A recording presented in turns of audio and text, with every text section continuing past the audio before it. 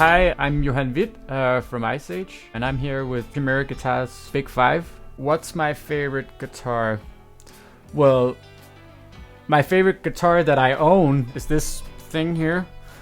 It's a Jaguar, Fender Jaguar, thin line, and it is almost also the only guitar that I own. If I had never sold a guitar, I would probably have a collection of 25 to 30. But I have had to sell a lot of guitars due to paying rent, for example. But this is the one that I could never sell. And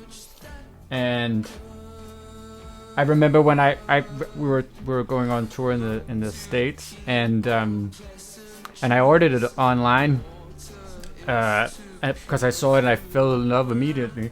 And when we got to the States, and I remember picking it up at my friend's house, I was like, when we go home, the plane's gonna crash because there's no way that I could get this thing. And then, and you know, I was so happy. So every time I have been penniless and I needed to get some rent money, it was always one of the other ones in the collection. But I could never sell this one. The funny thing is that it's really hard to play. It was never like an easy thing. It's always, it never really obeys me, but I guess I like the struggle a little bit. It's kind of, you know, just the original Telly thin line thing, kind of just put over into a Jag. And it has this kind of semi-short scale neck as well, which is, for the other guitar that I still have, which is a Jazzmaster, is kind of going from that guitar to this. It's kind of like what long and short. So yeah, you kind of have to get used to it. I'll say it's 1,000 times easier to play the Jazzmaster.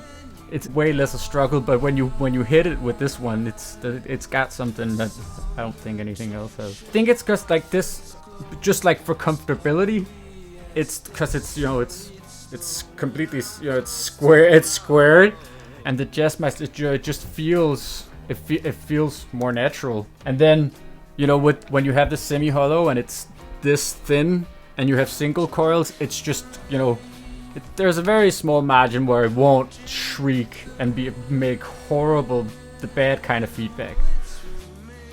I guess that when you've had the struggle and you find the spot, I don't think there's really anything that sounds like this guitar. There's nothing that really looks like this guitar either. I don't know. I love it, even though it's really difficult. I changed the bridge to a Mustang bridge. I think that's pretty much it, actually. Not a lot of changes. It's been pretty banged up, so I got it, like, you know, taken care of a little bit. But yeah, I used to play it on the bridge always, but now I always play on the neck pickup. Because I also, in terms of amp, I was always fighting against playing a Marshall amp.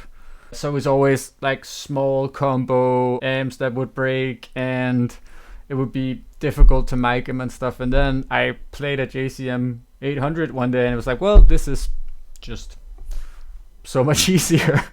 So the mix with this and the JCM 800 is, you know, just works.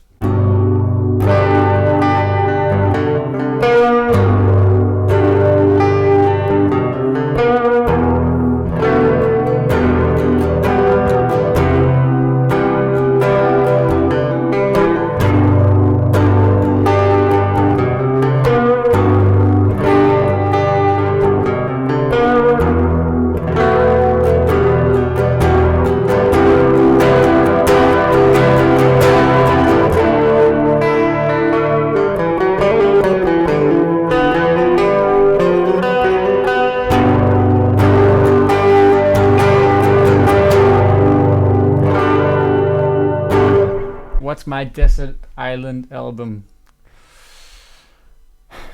This one always gets me. Ugh. If I was to go to a desert island right now, I would bring Plastic Ono Band by John Lennon, actually. I recently discovered it. When I grew up, it had to be punk music, and, you know, so it was like, Beatles and John Lennon, you know, it's a bit on the soft side.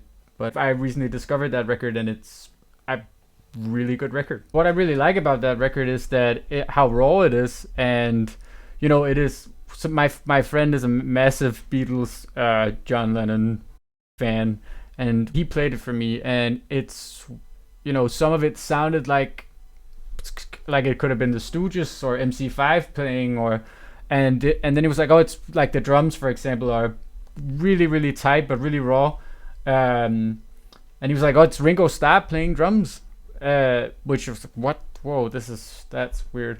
The guitar pads, it's so bare, it's very, very well recorded, but it's just a really raw record. What's my biggest guitar culture pet peeve?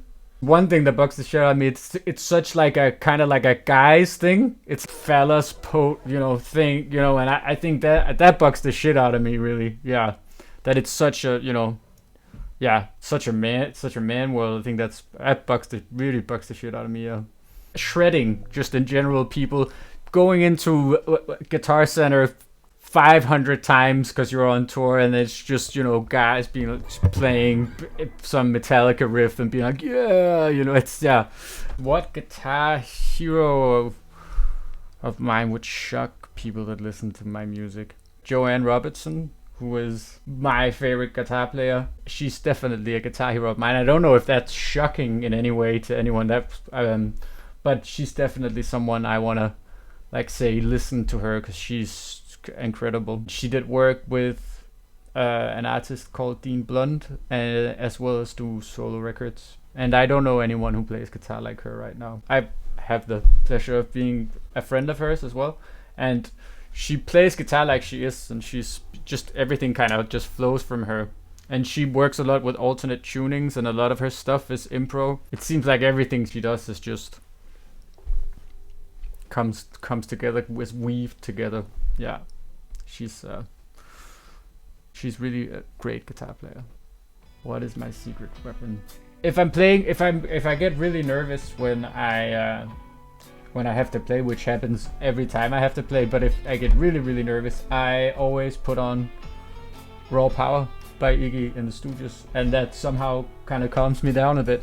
It pumps me up and calms me down.